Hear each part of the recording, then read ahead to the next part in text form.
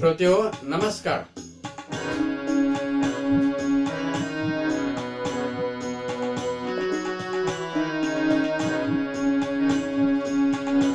ओम नमः शिवाय, हरि ओम नमः शिवाय।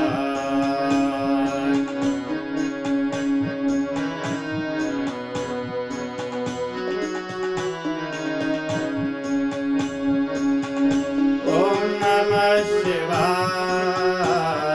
हरि ओम नमः शिवाय।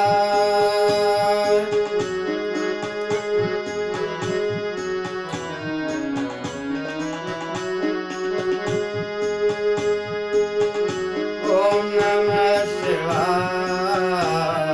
हरि ओम नमः शिवाय।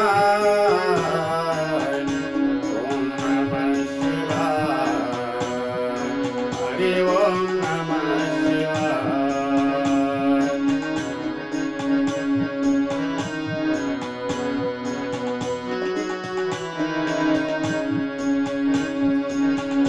ओम नमः शिवाय, हरि ओम नमः शिवाय।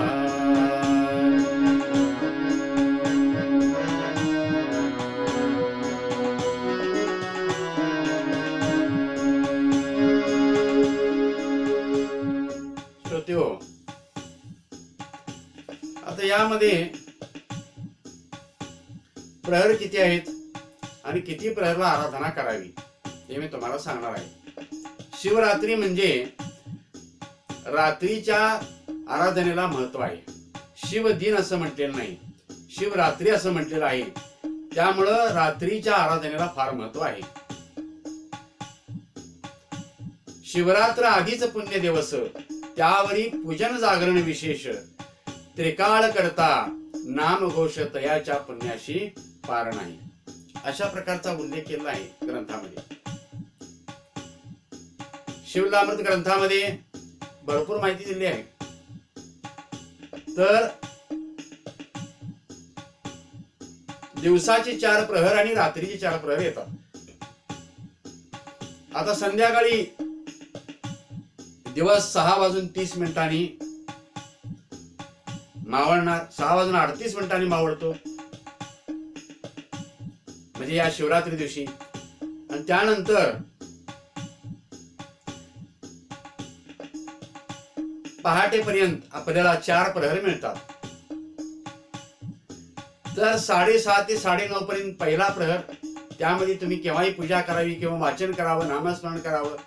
9:30 ते 12:30 पर्यंत दुसरा प्रहर, त्या कालखंडामध्ये कोणतीही तुम्ही आराधना करा, वाचन करा, नामस्मरण करा, पूजा करा। तिसरा प्रहर 12:30 ते 3:30 पर्यंत आहे, या कालखंडामध्ये आराधना करावी। आणि 3:30 ते 6:30 पर्यंत चौथा प्रहर आहे। दिवसाही आराधना करून आपण रात्रीचंही आराधना करायला हरकत नाही। तर अशा प्रकारे या कालखंडामध्ये 4ही प्रहरला जर आपण उपासना केली, आराधना केली, तर ती जास्त फलदायी होते। आपल्याला शक्य होईल त्या पद्धतीने आपण करायला हरकत नाही। एवढ्यावर आपण थांबूया। अवधूत चिंतन श्री गुरुदेव दत्त।